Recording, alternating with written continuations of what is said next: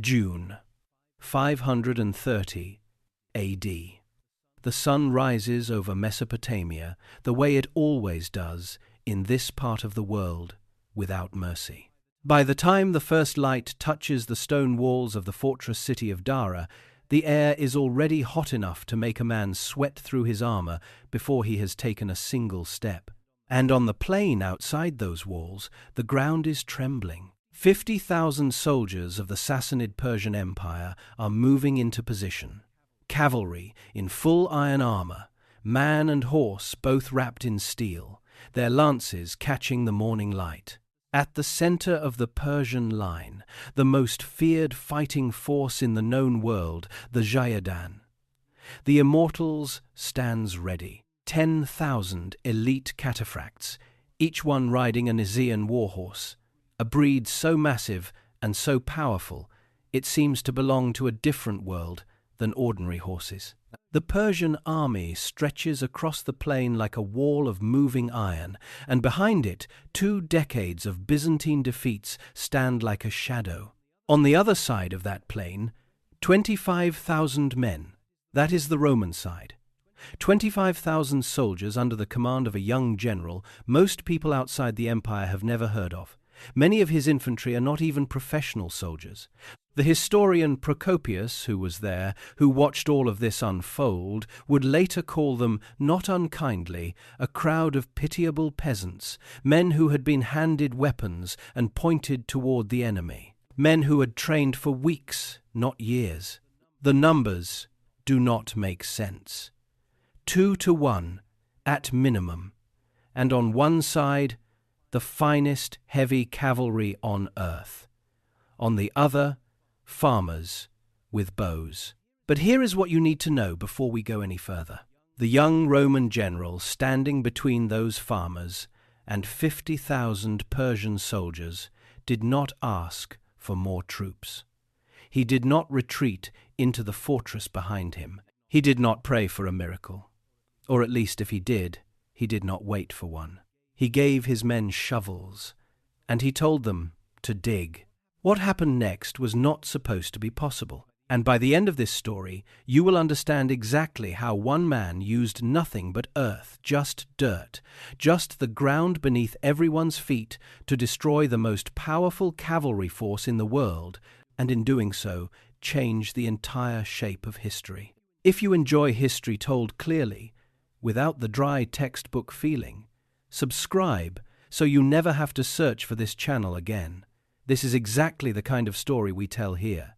Before we go any further, drop a comment telling me where in the world you are watching from right now and what time it is there. I am genuinely curious, and I will try to reply to every single comment I can. And now get ready to enter the main story. To understand why 50,000 Persian soldiers were standing on a dusty plain in Mesopotamia in the summer of 530 AD, you have to understand something about the world they were living in. The 6th century was not a world of many great powers, it was a world of 2. On one side, the Eastern Roman Empire, what historians today call the Byzantine Empire, though the people living inside it simply called themselves Romans.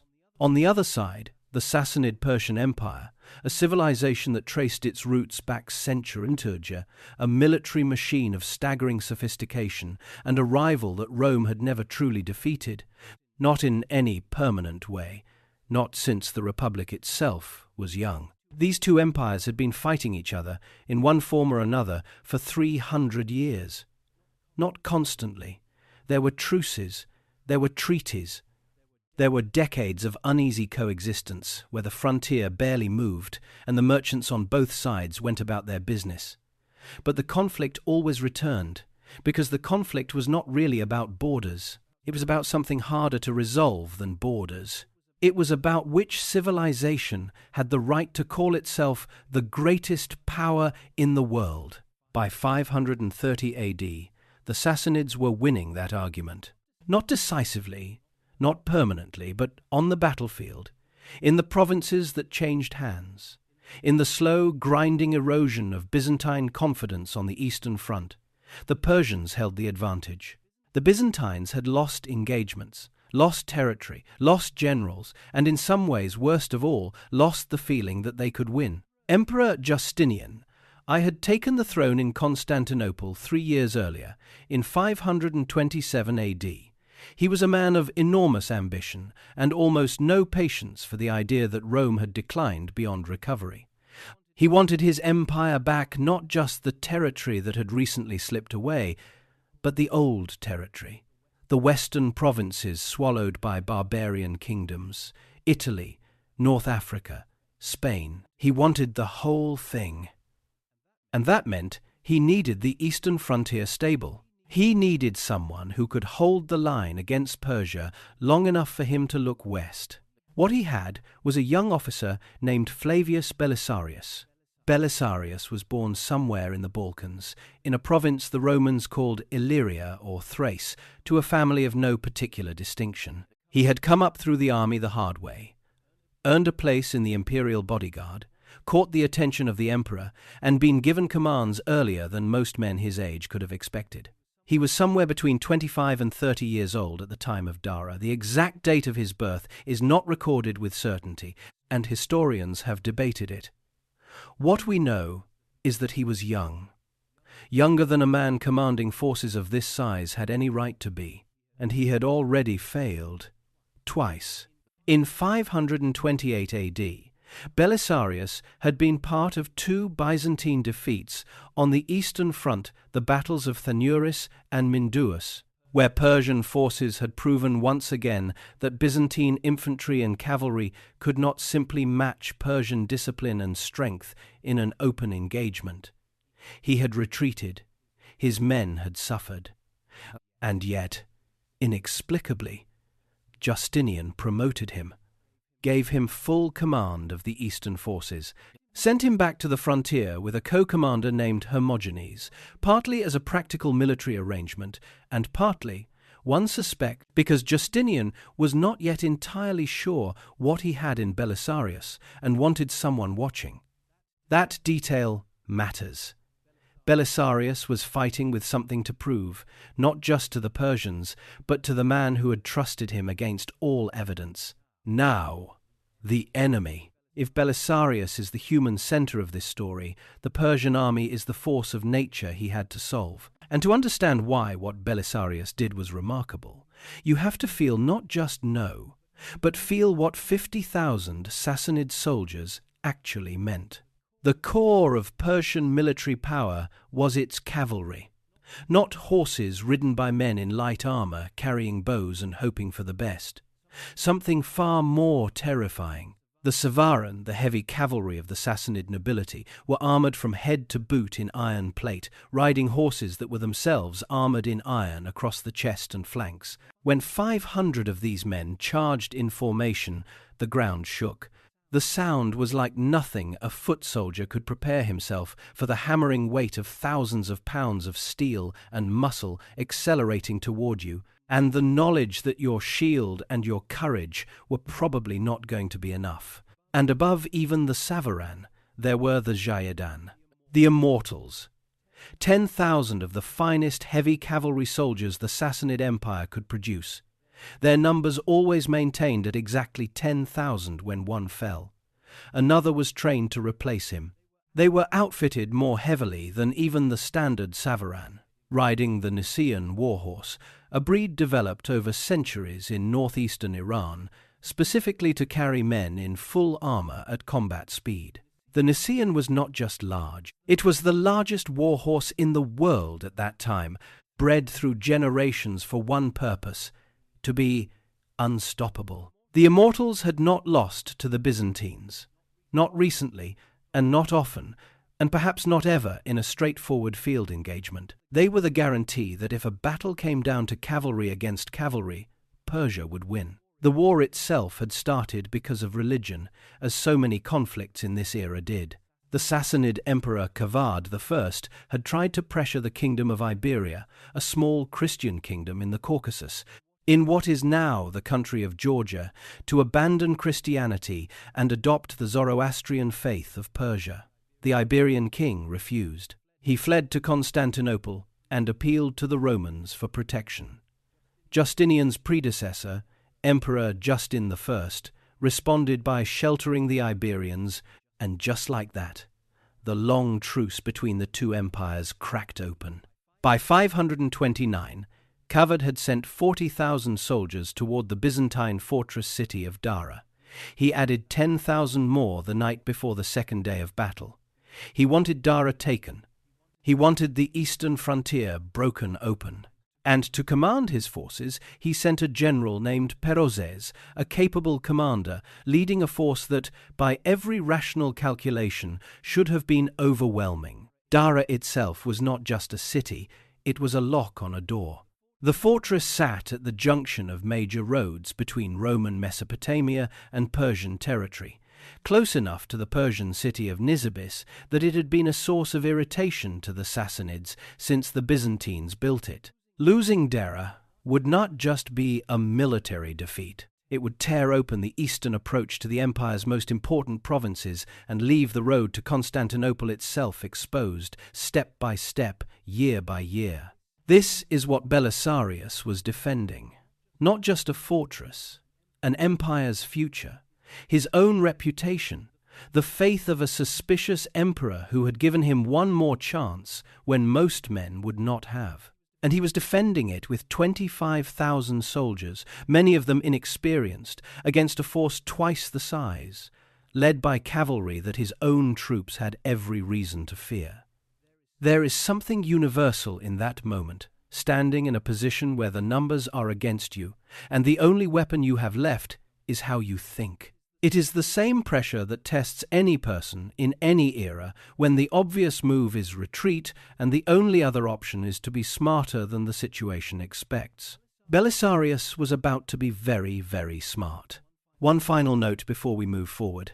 Our primary source for everything that happened at Dara is Procopius of Caesarea, a historian who served on Belisarius's personal staff and witnessed many of the events he described. His account in the Wars of Justinian is the most detailed description of a late Roman battle that has survived from this era.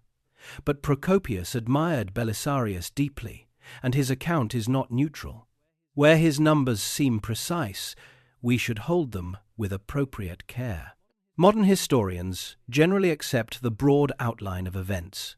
The specific casualty figures and some of the more dramatic personal details, we will flag those as we reach them. Belisarius arrived at Dara and did what a good general always does before anything else. He looked at the ground. The plain outside the fortress walls was not large. That was the first thing that mattered. Hills closed in on both sides, narrowing the space available for deployment. The Persians could not spread wide enough to simply wrap around the Byzantine flanks the way a larger force normally would. The terrain had already done something useful. It had cut the Persian numerical advantage from devastating to merely severe. A man facing 2-to-1 odds in a narrow corridor has better chances than a man facing 2-to-1 odds in open country. But the second thing Belisarius noticed was even more important.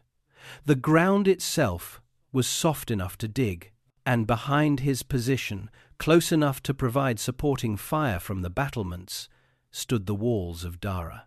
He had a fortress at his back and a narrowing plain in front of him. If he could add one more layer, something that would slow the Persian cavalry before it reached his line, something that would force it into predictable channels, then the terrain advantage could become something more than defensive. It could become a weapon.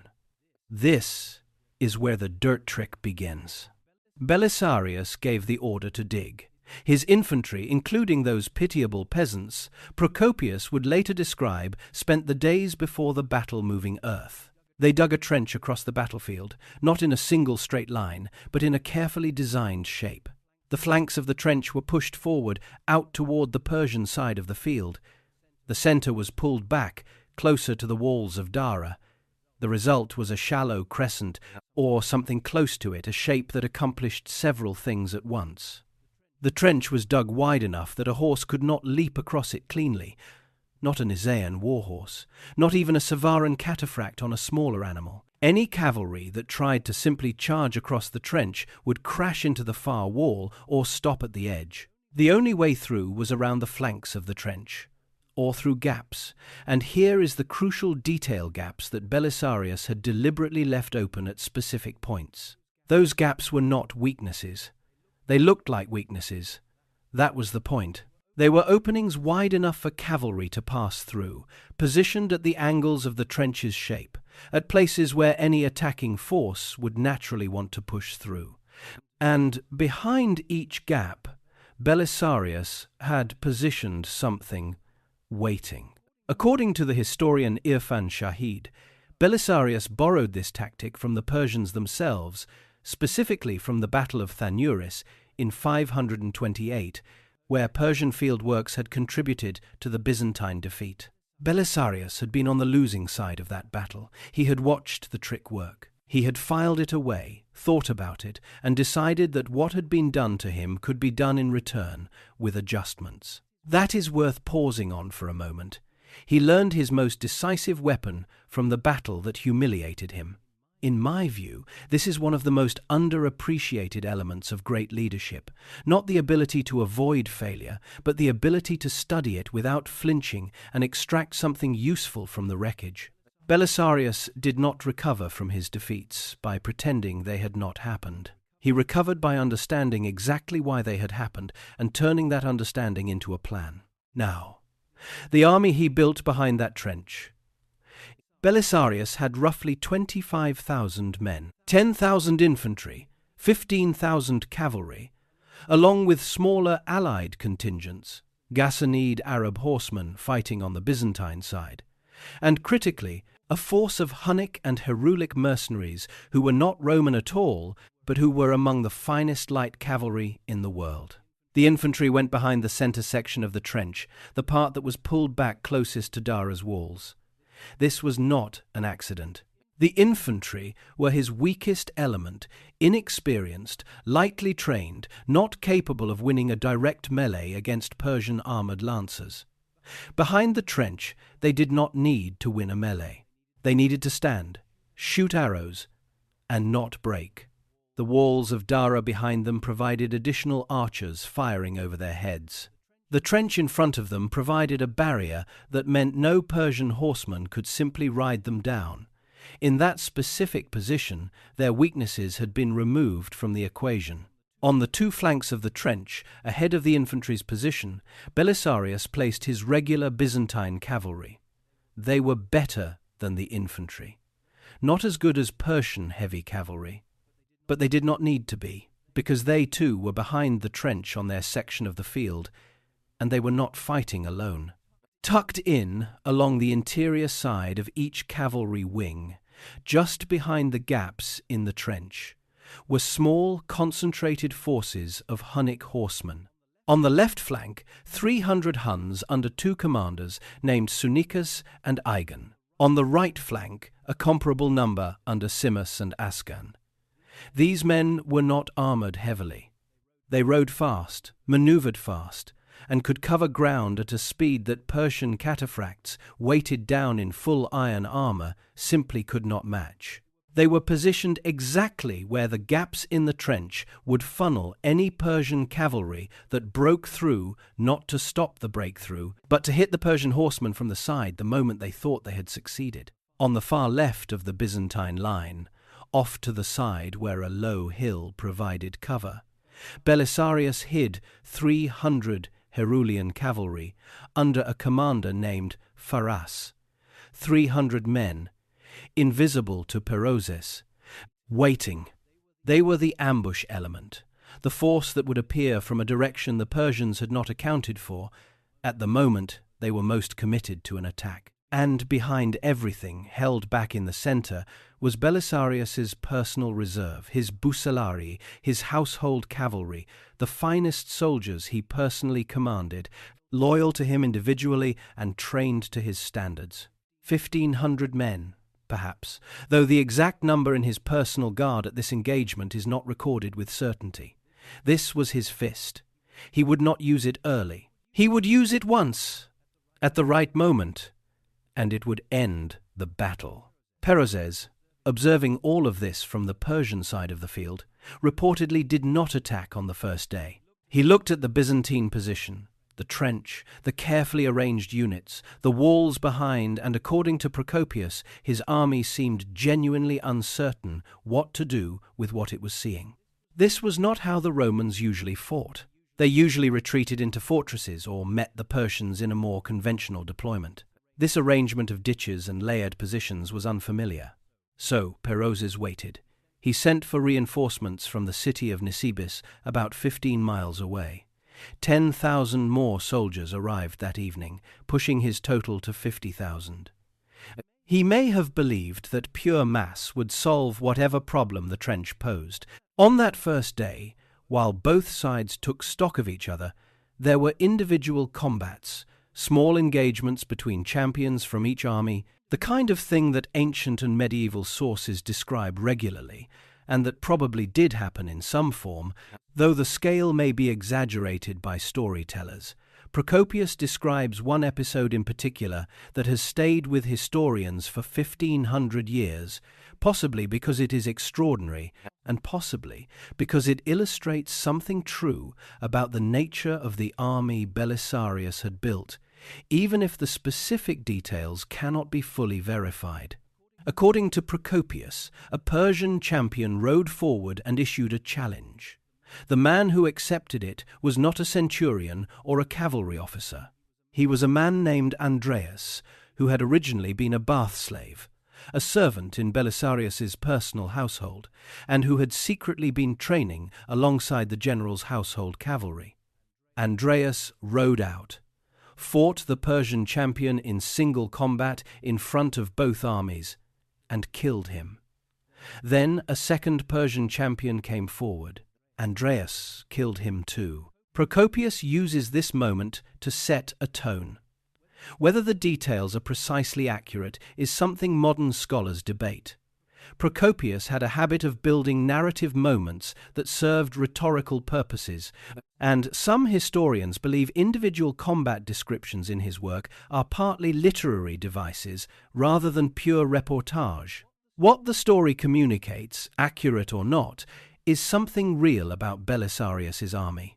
It was full of unlikely people, placed in positions they should not have been capable of holding, and somehow performing beyond what anyone expected. That night, the Persian reinforcements settled into their camp at Ammonius, 5 kilometers from the Byzantine position. Fires burned across the plain, far more fires than the Byzantine side, visible from the walls of Dara. Soldiers on both sides sharpened weapons, checked armor, fed horses, and waited for the morning. The Byzantine infantrymen, the farmers, the peasants with their bows sat around smaller fires closer to the walls. They could see the Persian camp across the dark plain. They could count the fires. They understood, each of them, how the math worked. If this came down to a straight fight, to lines of men pressing against each other until one side gave way, they were going to lose. But somewhere in the dark, Belisarius was not thinking about a straight fight. He was thinking about gaps in the trench, and where the Persian cavalry would go, and what would be waiting for them when they got there. The dirt had been moved, the trap had been set.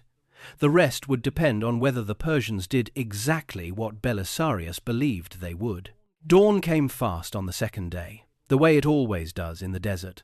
One moment dark, the next moment blinding. The sun rose out of the eastern hills and hit 50,000 Persian soldiers already in motion, their iron armor catching the light in flashes across the plain, the sound of their movement reaching the Byzantine walls before the shapes became clear.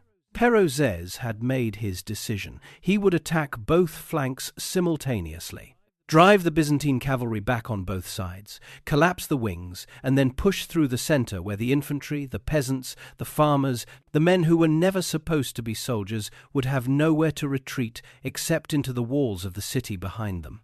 It was, by any standard Roman military doctrine of the era, the right choice. Against a weaker cavalry force defending a fixed position, you hit the wings, you create panic at the flanks, and the center dissolves on its own once it sees the men on either side running.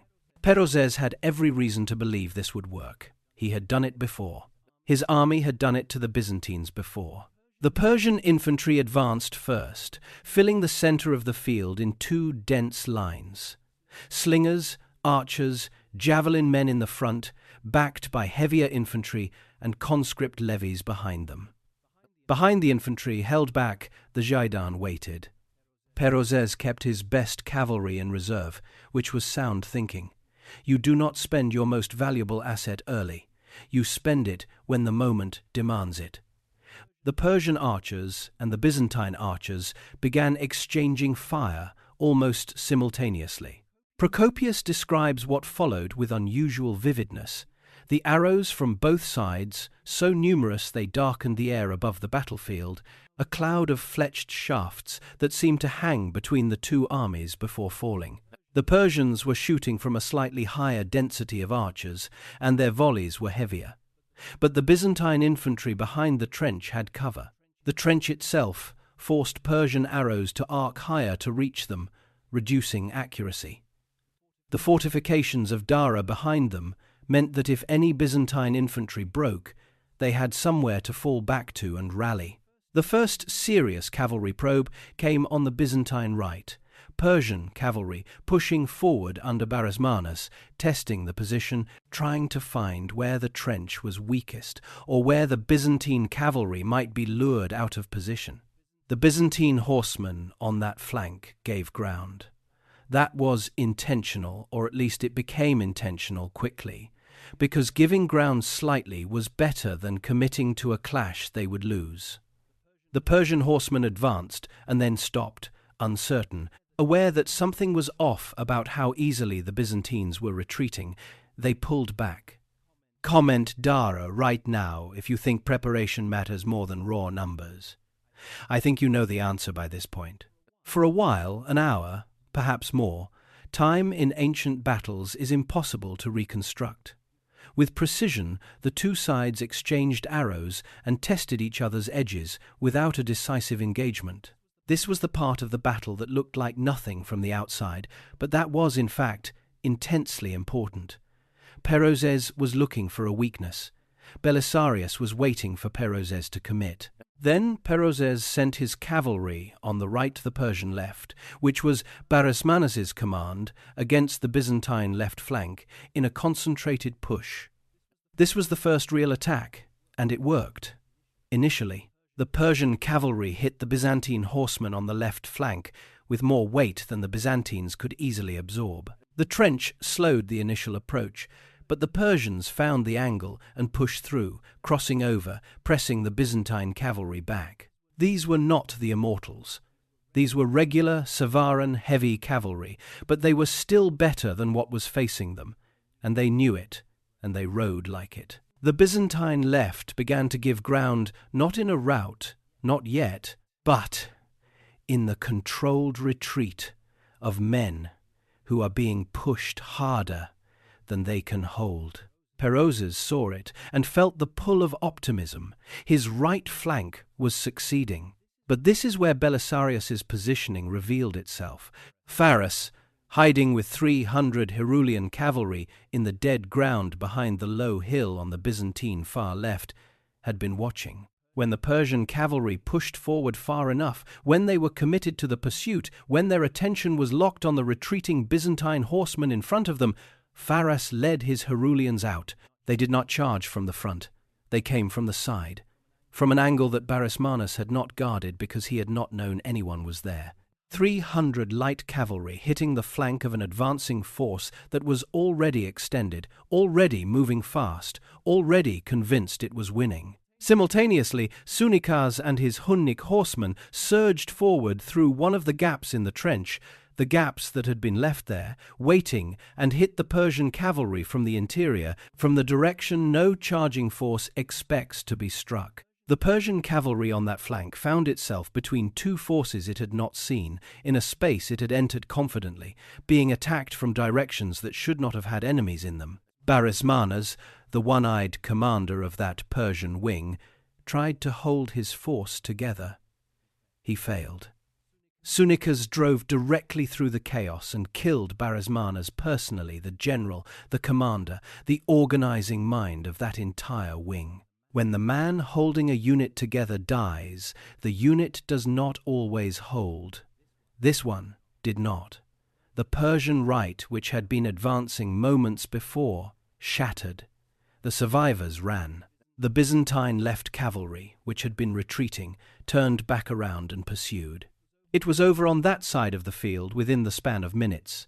The first Persian attack had been destroyed, but Perozes still had most of his army. He still had the Jaidan. And he was not going to let one failed wing end the battle. By noon, the dust on the Persian right had settled into the shapes of retreating men.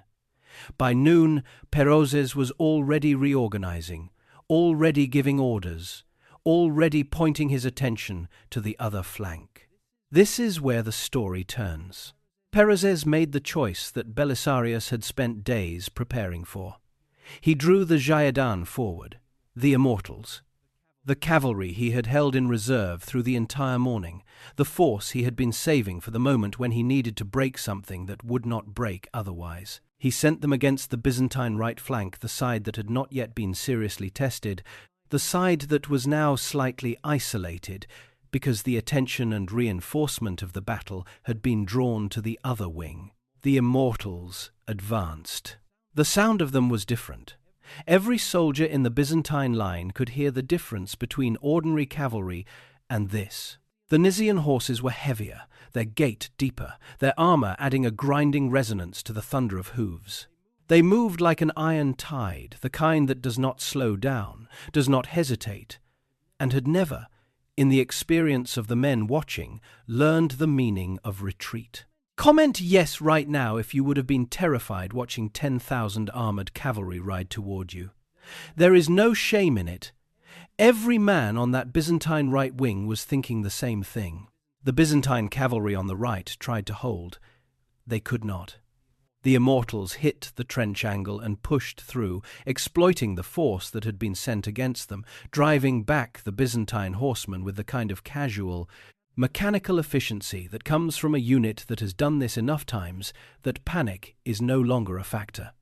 The Byzantine right collapsed. Not a controlled retreat this time. A rout, men and horses running back toward the walls of Dara, running for the city gates, running with the Immortals behind them. Perozes watched the right flank of the Byzantine army break and felt something that might have been satisfaction. His Immortals were doing what Immortals were supposed to do. They were in pursuit, driving deep, crossing through the gap in the trench, pushing toward the city walls. A few more minutes of this, and the Byzantine right would be pinned against the city. The center would be exposed, and the battle would be over. He did not see what Belisarius was doing. While the Byzantine right was collapsing, while Perozes's eyes were on the Immortals and their advance, Belisarius was doing something with his reserve that required a level of nerve very few commanders have ever demonstrated. He was not sending his bucellarii to shore up the collapsing flank. He was not patching the break. He was letting the break happen.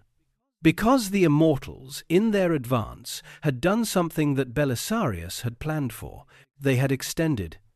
In pushing through the gap in the trench, in driving the Byzantine cavalry back toward the city walls, the Immortals had moved forward beyond their own supporting infantry. They were deep into the Byzantine half of the battlefield. Their left flank, the flank facing the Byzantine center, the flank now hanging exposed, had nothing protecting it. The Persian infantry was too far back to cover it.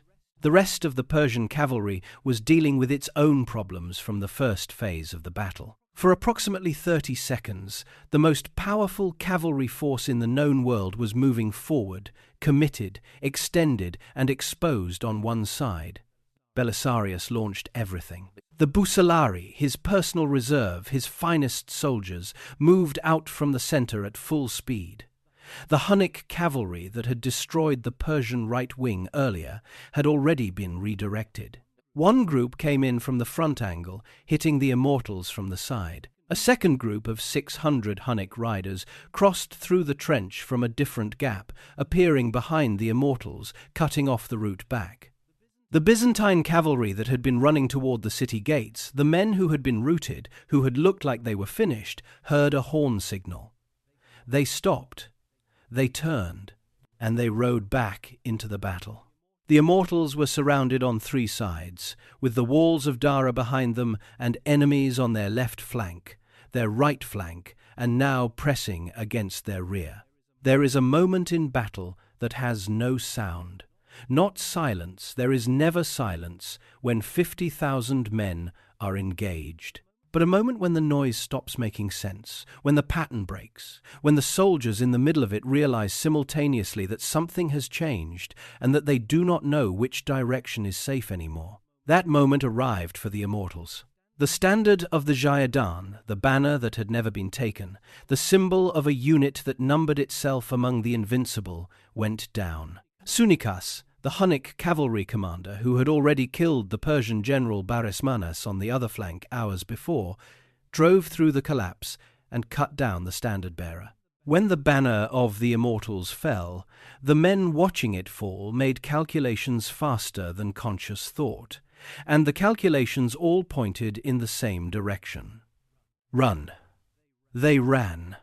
The greatest cavalry force in the world turned and ran, and because they were running, and because their horses were panicking, and because the Hunnic cavalry behind them was fast enough to stay with them, the running became a rout, and the rout became a collapse that spread instantly to the Persian infantry in the center, who saw their cavalry disintegrating and understood, without needing to be told, what that meant. 50,000 running. The Immortals, the ones who were never supposed to lose, were running. The Persian infantry dropped weapons. They broke from their formations, individual men and then groups, and then the whole mass of the center, pouring backward across the plain, toward the Persian camp at Ammonius, toward Nisibis, toward anywhere that did not have Byzantine and Hunnic cavalry pressing against them from three sides. Perozes survived the collapse.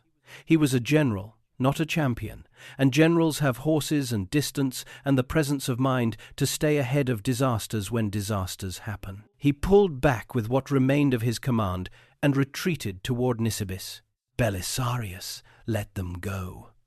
A pursuit into unfamiliar territory with exhausted troops against a force that still outnumbered what he could comfortably chase. That was how victories became defeats.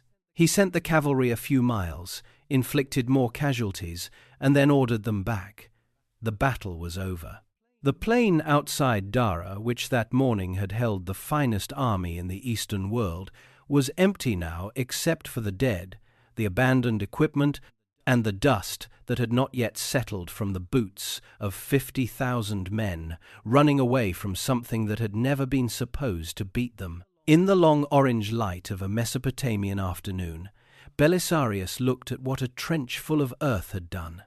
The counting began before the sun went down. Ancient sources give different numbers for the casualties at Dara, and modern historians still debate the exact figures, but even the most conservative estimates show how lopsided this battle was. The most widely cited numbers come from Procopius, who gives different tallies for different phases of the fighting.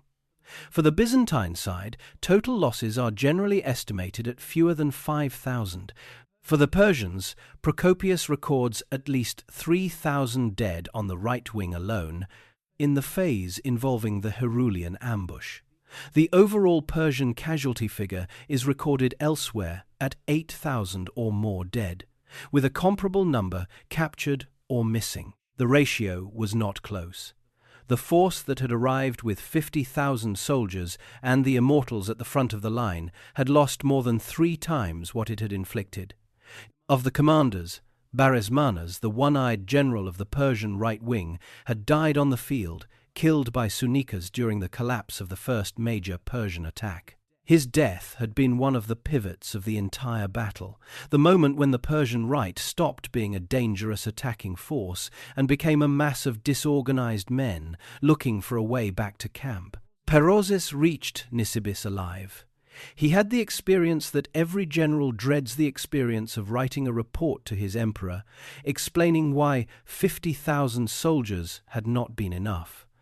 Kavad, I received the news in Ctesiphon. The western flank of the Sassanid Empire, which had been advancing confidently for years, was suddenly vulnerable. Hermogenes, Belisarius's co-commander and Justinian's watchful eye throughout the campaign, prepared his own report to Constantinople. Whatever private doubts Justinian had held about the young general from Illyria, those doubts were going to need adjusting, and Belisarius himself stood at Dara as night came. There is no record of what he said that evening, or whether he said anything. Procopius, who was careful to document the dramatic moments, does not give us a speech, or a reflection, or a prayer. What we have is the result: a battlefield, a trench that had held units that had done exactly what they were placed to do, and a general 30 years old or less who had just won the first significant Byzantine victory over Persia in a generation. He did not celebrate long. He knew, as any careful commander would have known, that one battle does not end a war. The plain outside Dara, seen from the walls the following morning, had the particular quality that all great battlefields acquire in the hours after the fighting ends. The scale of what had happened was still visible everywhere in the shapes lying motionless in the dust, in the abandoned equipment scattered across the ground, in the deep gouges of the trench still visible in the pale earth. The armor of the Immortals, the iron that had seemed invincible the day before, the plates and greaves and face guards of men who had ridden the largest horses in the world, lay mixed into the dust of Mesopotamia, heavy and silent, and already starting to look as though it had always been there. The gaps in the trench were still open. The dirt piled on the Byzantine side of the excavation was still fresh. The weapon that had ended the battle had not been a sword or a spear or a siege engine. It had been a shovel. It had been the decision to move earth before the enemy arrived, to shape the ground before the fighting started, to force 50,000 soldiers to fight on a battlefield that had been designed against them before they took a single step onto it. In the days that followed, Justinian received word at Constantinople. The emperor's response was to move forward with Belisarius's career, with his ambitions, with his plans for what an empire that had just remembered how to win might be capable of. The war itself dragged on for another 2 years. In 531, Belisarius suffered a defeat at the Battle of Callinicum, where the Persians forced a retreat under difficult circumstances. The victory at Dara had not made him invincible. Nothing makes a general invincible. But in 532, Justinian negotiated the eternal peace with Persia.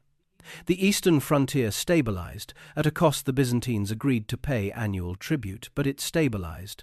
And with the east temporarily secured, Justinian began to look west, toward the campaigns that would define his reign. He needed a general for those campaigns. After Dara, there was only one choice. The victory at Dara changed things immediately, and then it changed things slowly, and then it changed things permanently. In the short term, it ended the momentum that Sassanid Persia had built on the eastern front. The Western Persian army had lost its best cavalry engagement in years. Its finest unit had been broken in the field, and the general who had been leading the campaign had retreated to Nisibis with a diminished force and a much harder case to make to his emperor. Byzantine confidence, which had been eroding for decades, had a flaw again. For Belisarius, Dara was the proof.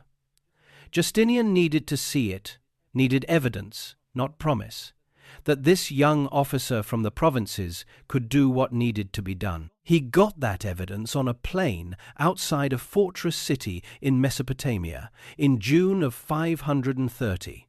Within 2 years, he sent Belisarius to North Africa with 15,000 men to face the Vandal kingdom. Belisarius won. Within 5 years, he sent him to Italy to reclaim the heartland of the old empire. The campaigns that followed were enormous in scope, and none of them would have happened the way they did without the confidence and the authority that Dara created. The battle also entered the military tradition as something worth studying.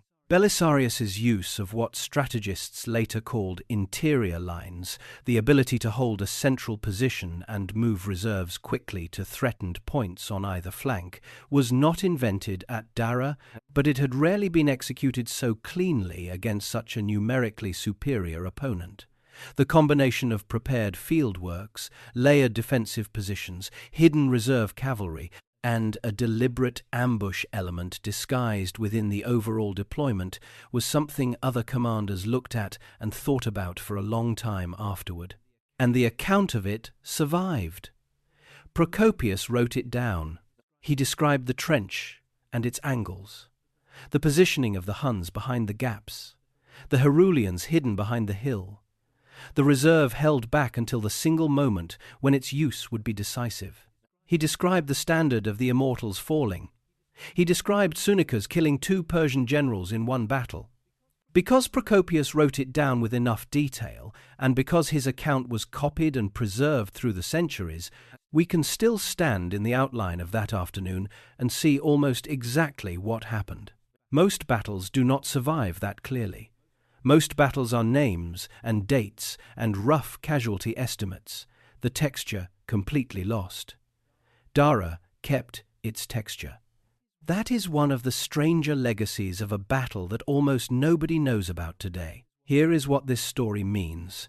At its core, Belisarius did not win at Dara because he was braver than Perozes. He was not. He did not win because his army was stronger. It was not. He won because he accepted what he had: inexperienced infantry, outnumbered cavalry, open ground, and instead of trying to change those facts, he designed a situation in which those facts no longer mattered. He put his weak infantry where they could not be reached by the cavalry that would have destroyed them. He placed his best mobile troops where the enemy's momentum would deliver them directly into ambush. He created gaps in his own defenses and then positioned soldiers to kill whatever entered them. He turned the ground itself into a weapon, and the dirt under 50,000 Persian boots became the thing that brought them down. Centuries later, the fortress city of Dara still stands partially, in ruins, in the province of Mardin in southeastern Turkey. The walls are crumbling. The towers have lost their tops. The plain outside is still flat, still dusty, still hot, in summer, the way Mesopotamia has always been hot. There is no monument to what happened there in June of 530. No marker in the ground where the Immortals fell. No plaque where Belisarius stood watching his trench hold. Just the earth. The same earth that a young general once told his soldiers to dig. The same dirt that changed the shape of an empire, and through that empire, the shape of a world. If this story helped you see history a little more clearly, that wars are not always won by the strongest, that the right idea in the right ground can do what armies cannot hit the like button, it genuinely helps more people find their way to this channel. Subscribe if you want more stories like this one. Battles that changed the world. Empires that rose and fell. Generals who solved problems that looked unsolvable. There is no shortage of them, and we are just getting started. Thank you for watching. I will see you in the next one.